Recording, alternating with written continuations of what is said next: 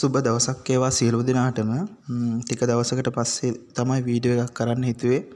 වැඩ රාජකාරීත් අතර වීඩියෝ එකක් කරගන්න අපහසු වුණා. ඇත්තටම අද මම කතා කරන්න යන්නේ මේ කොහොමද ප්‍රශ්නයක් හදන්නේ කියන එක. එතකොට අපි දන්නවා මේ ඉංග්‍රීසි භාෂාවේ වාක්‍ය ලියනකොට යම්කිසි රටාවක් තියෙනවා. උදාහරණයක් විදිහට අද මම කතා කරන්න යන්නේ කොහොමද you are කියන වාක්‍ය රටාවේදී ප්‍රශ්නයක් අහන්නේ කියන එක. එතකොට ඔබට දැන් මෙතන පේනවා you are tall කියලා.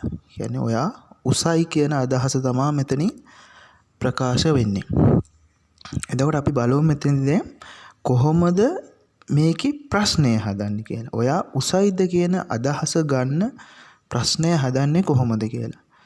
එතකොට අපිට ඔයාලට දැන් මේ ස්ක්‍රීන් එකේ පේනම are you tall? අර අහ කියන වර්ඩ් එක ඇවිල්ලා තියෙනවා you-ට ඉස්සරහින්. හරි. ඉස්සරහින් ඇවිල්ලා තියෙනවා මේ verb එක. හරි. එතකොට are you tall? ඔයා උසයිද කියන අදහස තමයි මෙතෙන්දී ප්‍රකාශ වෙන්නේ.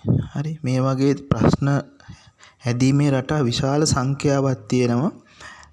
අපි එකින් එකට කතා කරමු. මොකද සමහර දේවල් සංකීර්ණ වෙනවා ගොඩක් එකට කතා කිරීමේදී. ඒක නිසා මම අද කතා කරන්න හිතුවා මේ පොඩි දේ.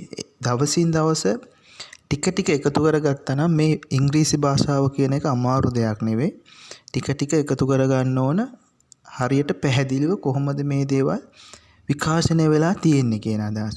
එහෙම නැතුව අපි ඉක්මනට ගොඩක් අර සංකීර්ණ දේවල් දාගත්තාන් පස්සේ සමහර වෙලාවට අපිට ඒක අවබෝධ කරගැනීමේ නොහැකියාවක් ඇති වෙනවා.